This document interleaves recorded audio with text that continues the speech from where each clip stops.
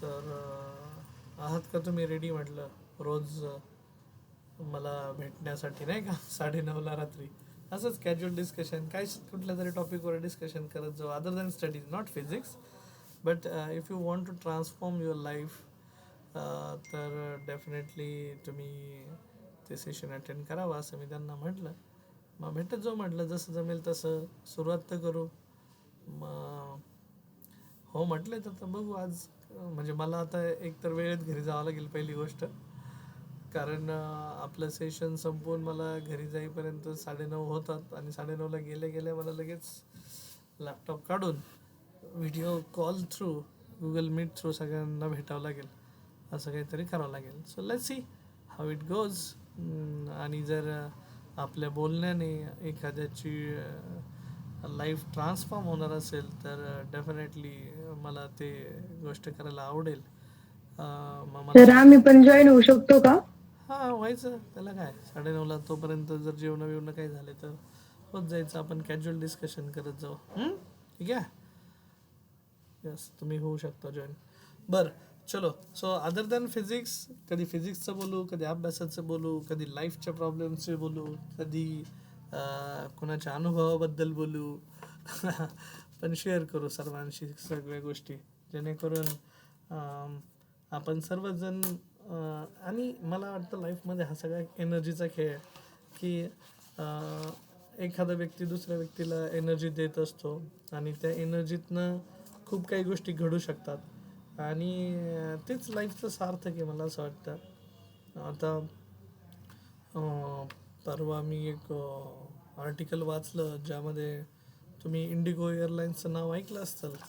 तर आपल्या जी एव्हिएशन म्हणजे एअर ट्रॅव्हल जर केलं असेल कधी एरोप्लेनने नसेल केलं तरी ठीक आहे पण ॲटलिस्ट नाव वाचलं असेल बातमी जर वाचली असेल तर 70% आपल्या इंडियामध्ये ज्या फ्लाईट्स उडतात जे एरोप्लेन्स उडतात तर दे बिलॉंग टू इंडिगो एअरलाईन्स. म्हणजे जसं आपलं महाराष्ट्र मंडळाची एस टी आहे तशी हवेतून उडणारी कोण आहे इंडिगो एअरलाईन्स. तर मग इंडिगो एअरलाईन्सचे सगळ्यात जास्त विमान आहेत. मग सरकारने काहीतरी नवीन नियम आणला. इंडिगो एअरलाईन्स म्हटले ए आम्ही ऐकत नाही तुमचा नियम. आणि इंडिगो एअरलाईन्स कोणाची तर एका व्यक्तीची आहे. म्हणजे बघा तो व्यक्ती किती मोठा झाला. तो व्यक्ती म्हणला 2 दिवस सगळ्या फ्लाईट कॅन्सल एकही विमान उडालं नाही म्हणजे किती मोठे अधिकार आहेत त्याला विचार करा. आणि कोण प्रायव्हेट व्यक्ती असंही नाही की सरकारची इंडिगो एअरलाईन्स. सो पण मग कोण असतात हे व्यक्ती कोण होते शिवाजी महाराज कोण होते संभाजी महाराज कोण होते विठ्ठलराव विखे पाटील. ठीक आहे मी पॉलिटिकल बॅकग्राऊंडने नाही पाहत आहे पण मी त्यांनी केलेल्या कार्याबद्दल कोण होते कर्मवीर भाऊराव पाटील सामान्य माणसं होती रे ही. पण यार स्वतःच्या स्वबळावर अविरत कष्ट घेत स्वतःचं साम्राज्य निर्माण करणारी ही लोकं होती. आणि असं काही केलं आहे की पिढ्यानपिढ्या त्यांची नावं घेतली जातात आदराने. कोण होते महात्मा ज्योतिबा फुले महात्मा गांधी. तर सामान्य माणसं पण पूर्ण जगात ओळख निर्माण केली स्वतःची नाही का.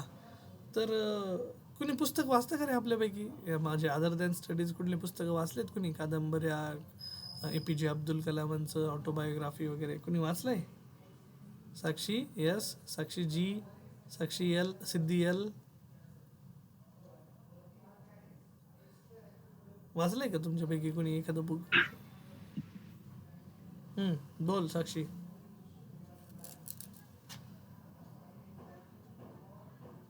हॅलो. सर अग्निपंख मधील काहीच भाग वाचलाय. का बरं मग बाकीचं का नाही वाचलं? वेळ नाही मिळाला. नाही सर ते स्कूलमध्ये लायब्ररीत होतं आमच्या आधी मग ते सर घेऊन गेले ते पुस्तक तिथून त्याच्यामुळं. हां हां हां. साक्षी मोबाईल फोनच्या रिचार्जला किती पैसे लागतात आपल्याला?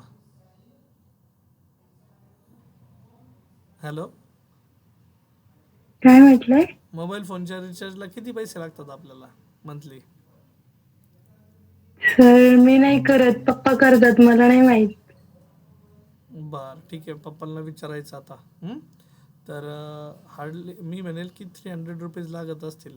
पण जर तुम्ही एखादं बुक घेतलं ना, ते बुक काय म्हणजे जास्तीचं बजेट नका ठेवू स्वतःसाठी. Okay, 100 rupees per month, 100 rupees.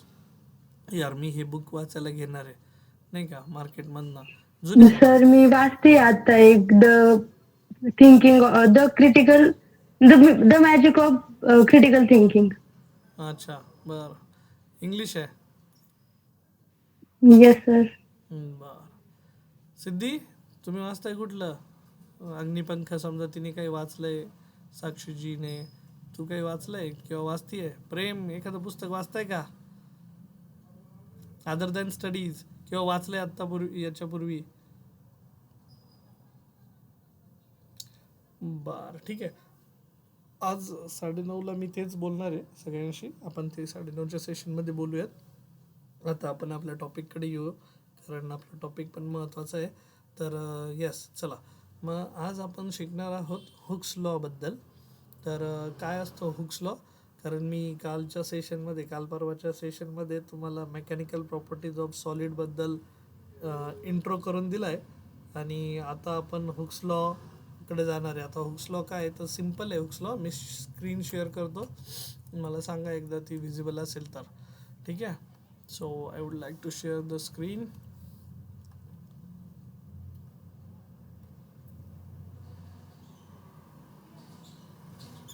हां, पेज नंबर, सर्वांनी पेज नंबर 141वर या. क्वेश्चन नंबर 22 बघा. हुक्स नावाचा बाबा, हुक्स लॉ. ठीक आहे, क्या किया हुक्स बाबा ने, हुक्स लॉ. तर हुक्स बाबा सांगतो विद इन इलास्टिक लिमिट. त्याचं स्टेटमेंट खूप महत्त्वाचं आहे, विद इन इलास्टिक लिमिट, कारण लोक तेच विसरून जातात. स्टार्टिंगची जी कंडिशन आहे ना, ही कंडिशन महत्त्वाची, within elastic limit. So this is a condition, this must be satisfied, then and then only Hooke's law is obeyed within that condition. So within elastic limit तो म्हणतोय की stress acting on any object, any material is directly proportional to strain. म्हणजे तुम्ही जेवढ्या प्रमाणात stress apply करताल तेवढ्या प्रमाणात त्या मटेरियलच्या साईज, शेप, लेंथमध्ये, व्हॉल्यूममध्ये काय जे असेल तर त्याच्यात तुम्हाला चेंज पाहायला मिळेल. So stress is directly proportional to strain. So therefore we can write down it as stress is equal to constant times क्या स्ट्रेन.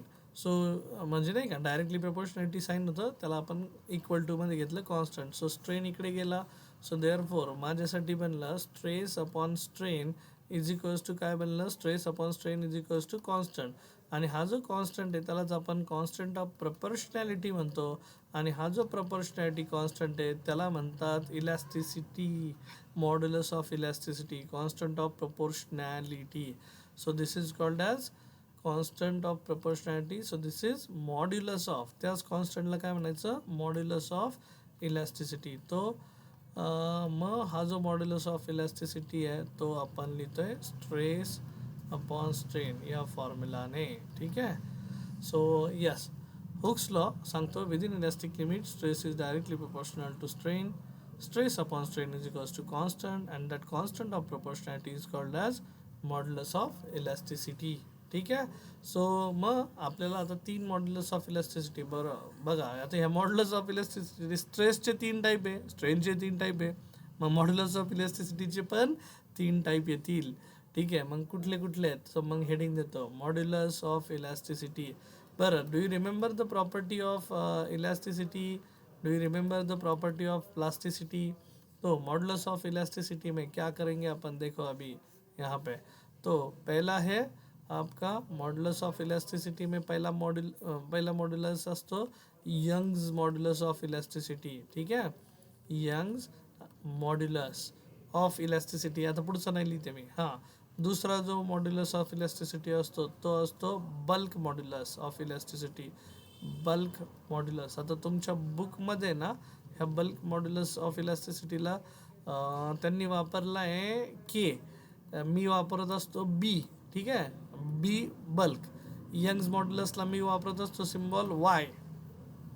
म्हणजे सिम्बॉल कॅन बी एनिथिंग, बरं का, म्हणजे असं कंपल्शन नसतं हाच सिम्बॉल वापरा आणि तोच सिम्बॉल वापरा. फक्त फॉर्म्युला बदलता कामा नये, रिलेशन बदलता कामा नये. आणि तिसरा असतो modulus of rigidity. Modulus of rigidity आणि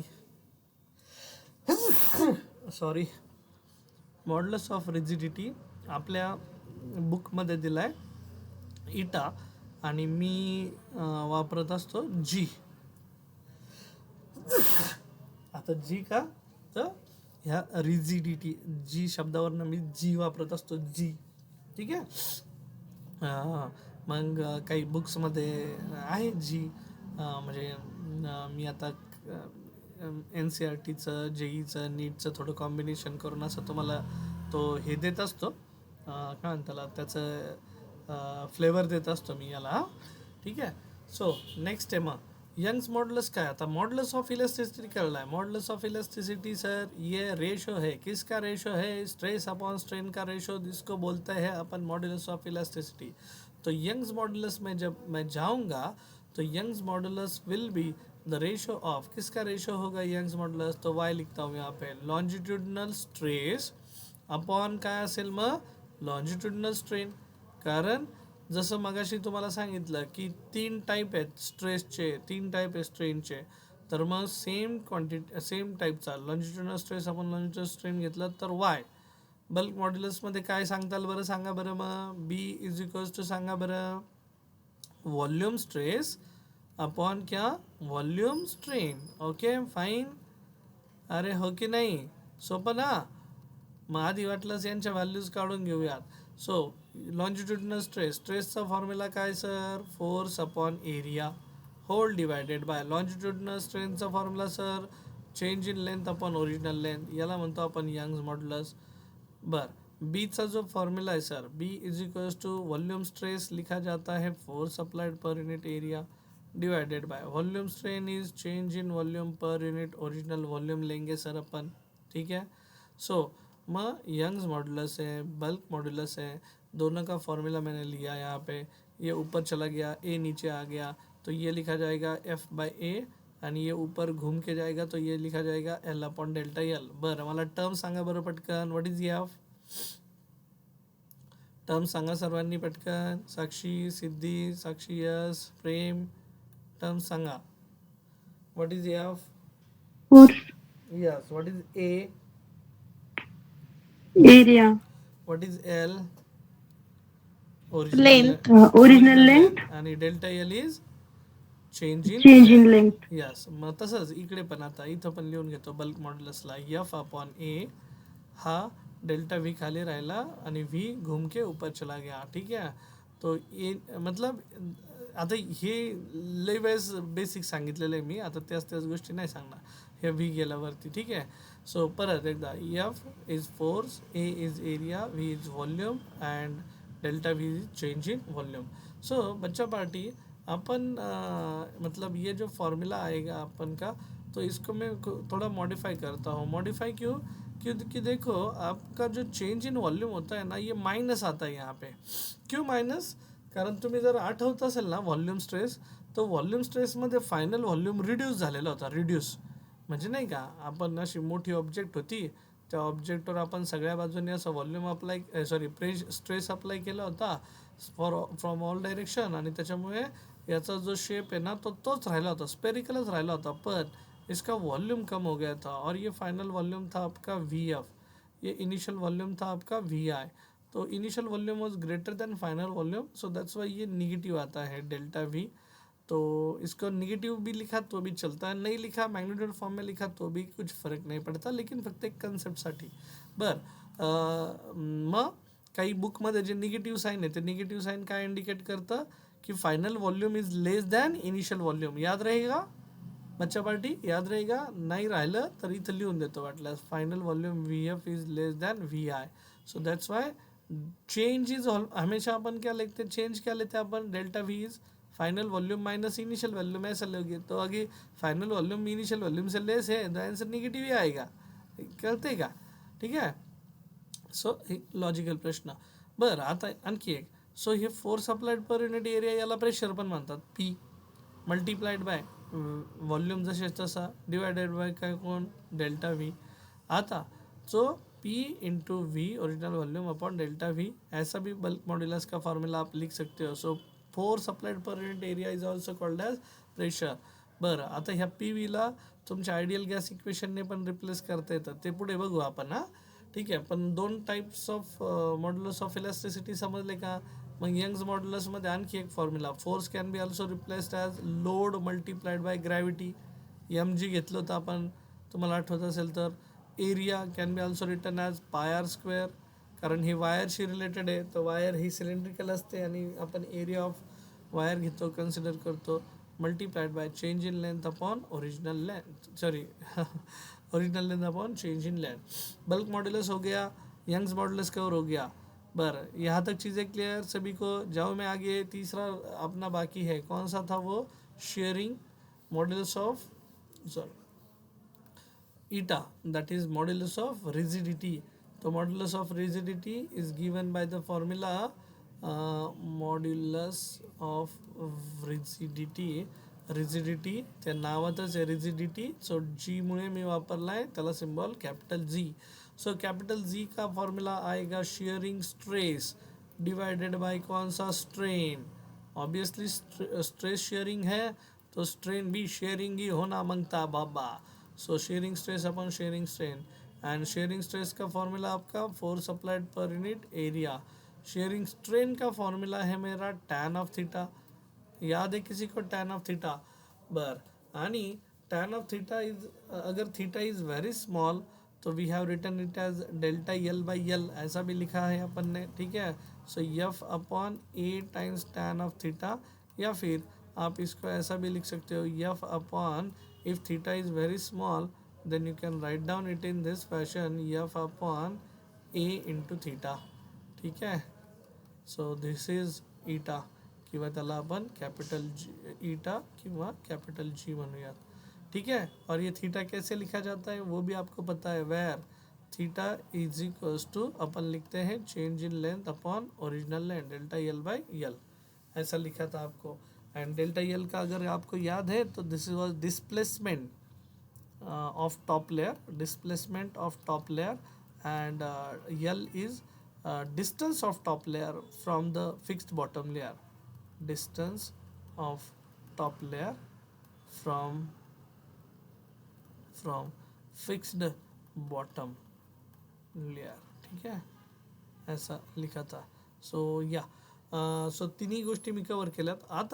आता बघा बच्चा पार्टी, तुम्हाला काय म्हणतात माहिती का, यंग्स मॉड्युलस. आता मला सांगा फॉर्म्युला काय लिहिला तुम्ही, फॉर्म्युला काय लिहिला, किंवा हे जाऊ दे, यंग्स मॉड्युलस जाऊ दे, आपला मॉड्युलस ऑफ इलास्टिसिटीचा फॉर्म्युला सांगा. मॉड्युलस ऑफ इलास्टिसिटी स्टार्टिंगचा मेन फॉर्म्युला हुक्स लॉवाला जो शिकलो तो काय होता, स्ट्रेस अपॉन काय होता, स्ट्रेन.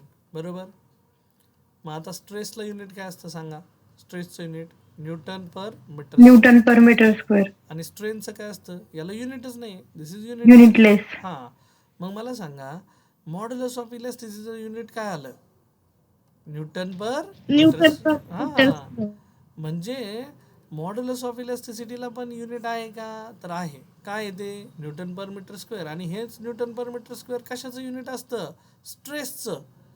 म्हणजे modulus of elasticity has same ऐसा unit as that of stress. आई बात समज में. मग मॉड्युलस ऑफ इलास्टिसिटीचा कुठलाही टाईप घ्या आता तुम्ही, कुठलाही, मग यंग्स मॉड्युलस घ्या, modulus of bulk modulus of elasticity घ्या, किंवा तिसला मॉड्युलस ऑफ रिजिडिटी घ्या, तिन्हीसाठी सुद्धा मॉड्युलस ऑफ इलास्टिसिटी सेमच. ठीक आहे, सॉरी, ऐसा युनिट सेमच. लक्षात राहील का, लक्षात राहील. मग बच्चा पार्टी समजलं. Yes sir. हां, सोपं आहे, फक्त आहे ना गोष्टी समजून घ्यायला प्राधान्य द्यायचं. आणि मी ते काम करतोय, मी तेच काम तुम्हाला देतोय. सो तुम्ही पेज नंबर सर्वांनी 143 वर या. 143 वर क्वेश्चन नंबर 31 बघा.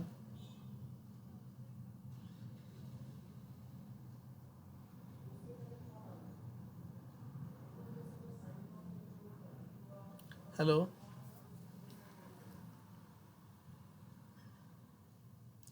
143 वर आलेत का? मेन टेक्स्टबुक ओपन केलं का? Yes sir. हां Yes, sir. हां, मग 143 वर क्वेश्चन नंबर 31 बघा. मी जे दिलं ते आहे का बघा बरं. Yes, sir. यंग्स मॉड्युलस कशाचा रेशो आहे?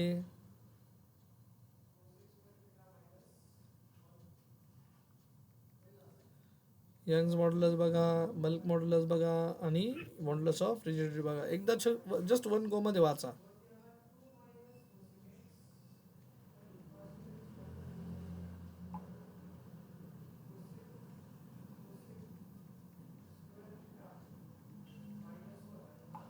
हां, काही अडचण आता त्याच्यात? सोपं आहे ना?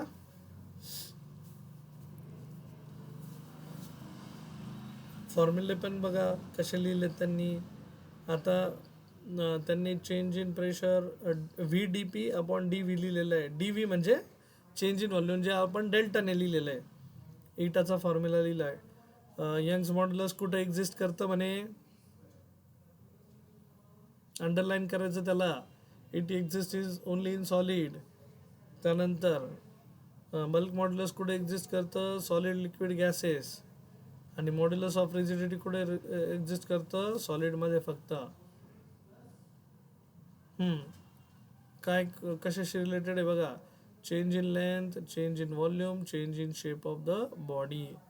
बच्चा पाटी इथपर्यंत गोष्टी क्लिअर? सर्वांना क्लिअर का? मग पुढे जाऊ का डिफाईन पॉयझन्स रेशोकडे? तिघींनाही नाही समजलंय का? प्रेम, तुलाही पण समजलंय का? Yes sir. या ओके. सो सिम्पल आहे, स्ट्रेट फॉरवर्ड आहे. जे लिहिलं आहे ना तेच तिथं लिहिलं आहे त्यांनी. ओके. आणि हुक्स लॉकडे या बरे मागे. हुक्स लॉकडे पहिल्या एकदा पेज नंबर 141 वर क्वेश्चन नंबर 22. Question number 22. हां, क्वेश्चन नंबर 22 मागच्या पानावर या 141 वर. State and explain Hooke's law. मग स्टेटमेंट लिहिलं आहे तिथं. Within elastic limit stress is directly proportional to strain. आणि तिथं खाली stress by strain is equals to constant and constant by proportional आपण मॉड्युलस ऑफ इलास्टिसिटी म्हटलं आहे. मॉड्युलस सेकंड नंबरचा पॉईंट वाचा. Modulus of elasticity of a material is the slope of stress strain curve in elastic deformation region and depends on the nature of the material. Nature of the material पे वो depend है. आणि graph देखो stress end strain का with in elastic limit. ये एक straight line है. ठीक है. Okay. Coming here again on to the page number 143. Question number 32 बघा. क्वेश्चन नंबर 32 काय दिला है? डिफाइन. किसका रेशो डिफाइन करने के लिए बोला आपने? Poisson's ratio. Define Poisson's. ठीक है. नाम देखो कैसा है, पॉइजन्स. ठीक है. पॉइजन म्हटलं की आपल्याला काहीतरी वेगळंच आठवतं. Okay. So Poisson's ratio is denoted by sigma. Sigma हे त्याचा सिम्बॉल आहे आणि त्याचा फॉर्म्युला लिहिला जातो. It is defined as the ratio of lateral strain to the. बघा आता हे स्ट्रेस नाही आहे बरं का, स्ट्रेस नाही, strain. It is defined as ratio of lateral strain to the linear strain. मग लॅटरल स्ट्रेन कसा आहे आपला, तर change in length change in diameter per unit diameter. आता डायमीटरचा विचार करतात, divided by change in length per unit original length. So sigma हा पॉइझन्स रेशो आहे आणि पॉइझन्स रेशोमध्ये आपण अशा पद्धतीने वापरतोय टर्म. सो वरती लिहायचं change in diameter upon original diameter upon change in length upon original length. म्हणजे त्याचं काय आता वेगळं एक्सप्लेनेशन नाही. आता डायमीटर कधी चेंज होती आणि लेंथ कधी चेंज होती हे तुम्हाला वेगळं सांगणं नको, कारण आपण टेन्साईल स्ट्रेस आणि कॉम्प्रेसिव्ह स्ट्रेसमध्ये ह्या गोष्टी बघितल्यात. So delta D by D into L upon delta L. ठीक आहे, याचा आपण ट्रीट कर सकते हैं सिग्मा. सो कॉम्प्रेसिव्ह स्ट्रेस जर आठवत असेल, कॉम्प्रेसिव्ह म्हणजे दोन्ही एंडकडनं सपोज इकडनं फोर्स अप्लाय केला, इकडनं अप्लाय केला तर काय कमी होते, लेंथ कमी होते आणि डायमीटर वाढते. मग चेंज इन डायमीटर आपण ओरिजिनल डायमीटर. आणि जर आपण अशी वायर आहे तिला जर लटकवलं असं वरतून लाईक दिस आणि याला फोर्स अप्लाय केला तर लोडमुळे ही वायर लांबली जाते आणि हिच्यामध्ये जी लेंथ निर्माण होते किंवा इन्क्रीज इन लेंथ होते that is change in length upon original length असं आपण करत असतो. ठीक आहे, फाईन. ओके बच्चा पाटी. So sigma is the lateral strain to the linear strain. आणि आता परत याचं S I unit and dimension जर म्हटलं तर सेम क्वांटिटी आहे. डायमीटर म्हणजे पण लेंथच आहे आणि लेंथ म्हणजे पण लेंथच आहे. So S I unit again unitless. ठीक आहे, डायमेन्शन अगेन डायमेन्शन लेस. ठीक आहे, चलेगा. हां बरं. आता मग आपण थोडं न्यूमेरिकल झोनमध्ये जाऊयात, न्यूमेरिकल्स करूयात, मग जेणेकरून तुम्हाला बेसिक आयडिया त्याच्या रिलेटेड क्लिअर होत चालतील. ठीक आहे, कारण जोपर्यंत आपण जे शिकलो आहे ते आपण रिअल वेमध्ये बघत नाही तोपर्यंत आपल्याला गोष्टी समजण्यासाठी वेळ लागतो. सो इंटरेस्टिंग कन्सेप्ट आहे, तेवढे आपण कन्सेप्ट घेऊयात. हे न्यूमेरिकल्स घेऊयात. सो न्यूमेरिकल एकदा कळले की टॉपिक लय मग सोपा आहे. चला लागूयात कामाला. मग पहिलंच क्वेश्चन नंबर 34. सर्वांकडे बुक आहे?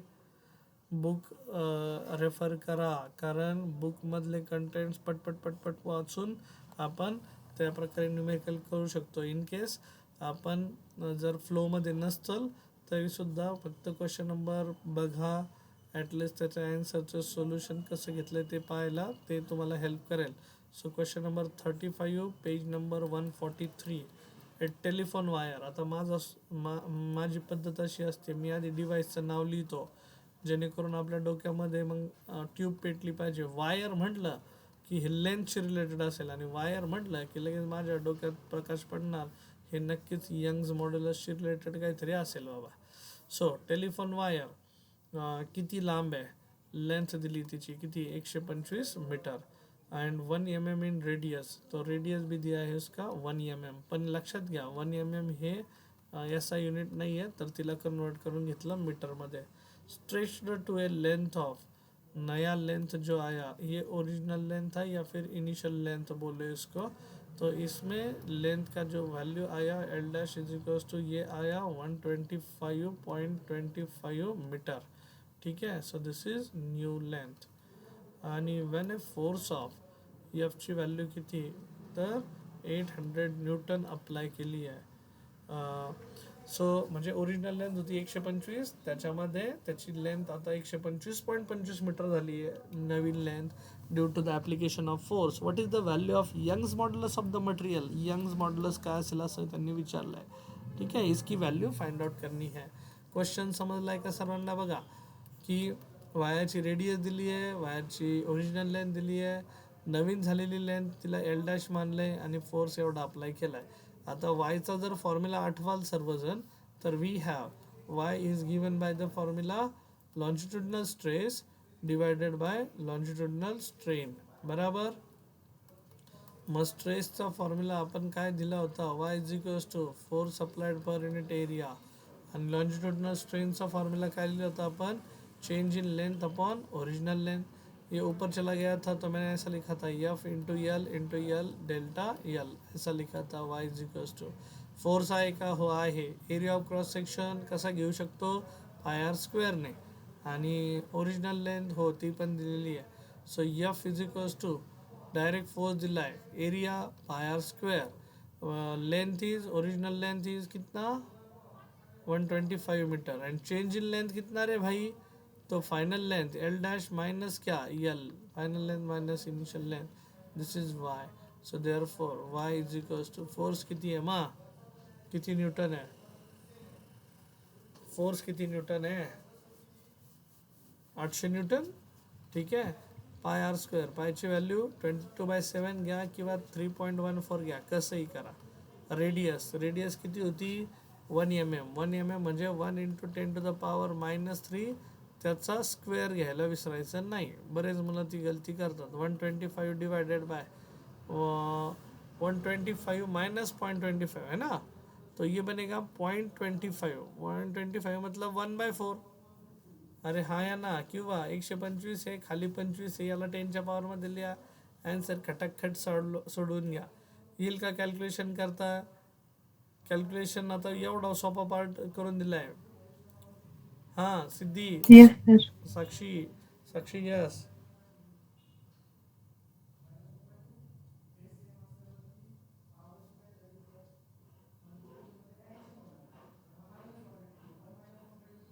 ओके, मग इथपर्यंत लॉजिक क्लिअर झालं असेल तर पुढे जाऊ का? कारण आता मला असं वाटतं की कॅल्क्युलेशन पार्ट तुम्ही करावा. मी ऑफलाईनच्या मुलांना पण तेच करायला लावलं की म्हटलं हे तुम्ही करायचं आता. आता मी जेवढे जास्त तुम्हाला देता येतील तेवढ्या गोष्टी तुम्हाला दिलेल्या आहेत. ठीक आहे, म्हणजे त्याचे कॅल्क्युलेशन्स एकदम सोप्या पद्धतीने आपण शिकवत आलेलो आहे प्रत्येक वेळेस. आणि कॅल्क्युलेशन कसे करायचे काय करायचे हे आता परत परत सांगायची गरज नाही पडायला पाहिजे. ठीक आहे, लागा कामाला लागा मग. आणि तेवढं तुम्ही करणार. ठीक आहे, आपण पुढे चाललोय आता. पुढे कुठे आता? तर पुढच्या न्यूमेरिकलकडे.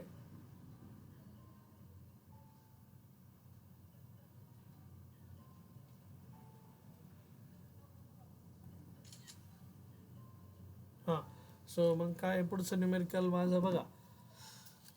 ज्या टर्म्स आहेत त्या सगळ्या सांगितल्यात. कॅल्क्युलेशनचा पार्ट आहे ते तुम्ही करणार आहे. लॉग टेबल वापरा नाही तर डायरेक्ट करा कसे. बरं, क्वेश्चन नंबर 35 काय दिलं आहे बघा. क्वेश्चन नंबर 35 नेक्स्ट पेजवरचा, पेज नंबर 144. हाँ, तो क्या दिया है? A wire of length, length कितना है वायर का? 20 metre. And area of cross section कितना है? A 1.25 into 10 to the power -4 metre square is subjected to a load of. Load कितना है? अभी लोड का जो यूनिट है ना वो देखो, इस उससे मैंने लिखा लोड का मतलब यहाँ पे मास है. Load is equals to M 2.5 kg. आणि तिथं ब्रॅकेटमध्ये दिलंय त्यांनी 1 kg weight is equals to किती न्यूटन असतं बाबा. The elongation produced in the wire is. Elongation म्हणजे चेंज इन लेंथ काय असेल वायरची. जर यंग the elongation produce in wire और नाही वो दिया है. Elongation produced in the wire is 1 into 10 to the power -4 metre.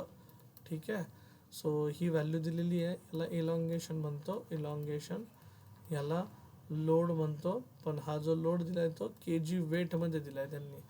So it's not K G, it's K G weight. बराबर ना? It's subjected to a load of 2.5 kg.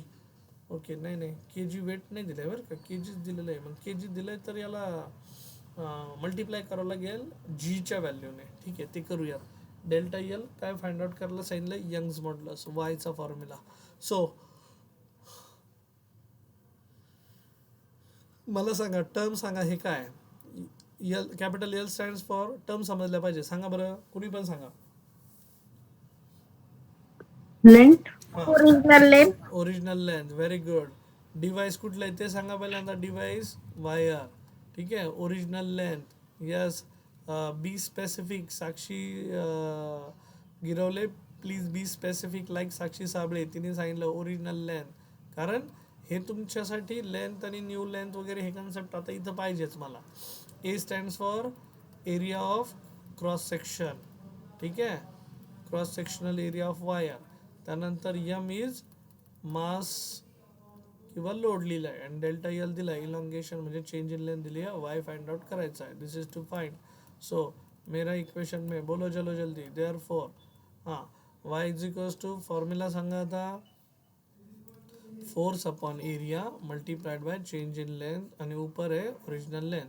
मग force कसं लिहिणार? M into G sir, into upon area कसं लिहिणार? Pi square sir. गरज नाही पाय स्क्वेअरची कारण एरिया डायरेक्ट दिलेला आहे. सो एरिया डायरेक्ट घेतो sir. Length is yes, original length is 20 metre. Change in length is 1 into 10 to the power -4 sir. ठीक आहे, तो पण आहे. Area 1.25 into 10 to the power -4 तो पण आहे. ठीक आहे, मास पण आहे. मासची व्हॅल्यू आहे 2.5 kg मल्टिप्लाइड बाय 9.8. लक्षात घ्या, फोर्सला रिप्लेस केलं इथं.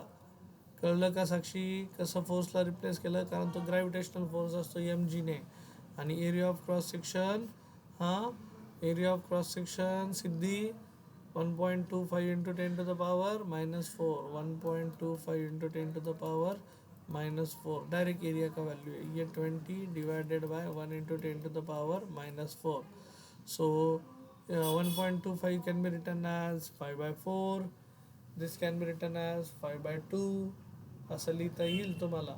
बघा लॉजिक लावा, तुम्ही लिहिता येईल, अँसर सॉल्व करता येईल. So I can go with this 5/2 आणि 1.25 कॅन बी रिटर्न ॲज 5/4.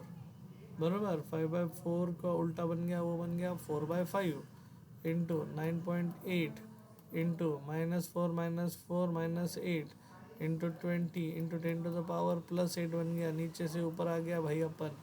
ठीक आहे. तो मग 5ला 5 काय झाला, कॅन्सल. कळलं का. हे 2.5ला मी लिहिलं 2.5 कॅन बी रिटर्न ॲज 5/2 आणि 1.25 can be also written as 5/4. करून बघा, नसेल जात तर भाग कसा जातोय बघा. ठीक आहे. सो 4 परत 2 1 2 2 2 4 आणि 2 गुणिले 9.8 करा किंवा 2 गुणिले 20 करा, मग 9.8 करा. सो 2 इंटू 9.8 होता आहे 19.6. तसं आयडियल फिगर 19.6ला 2ने जर डिवाईड केलं मग सॉरी मल्टिप्लाय केलं तर यंग्स मॉड्युलसची व्हॅल्यू मिळून जाईल. ठीक आहे.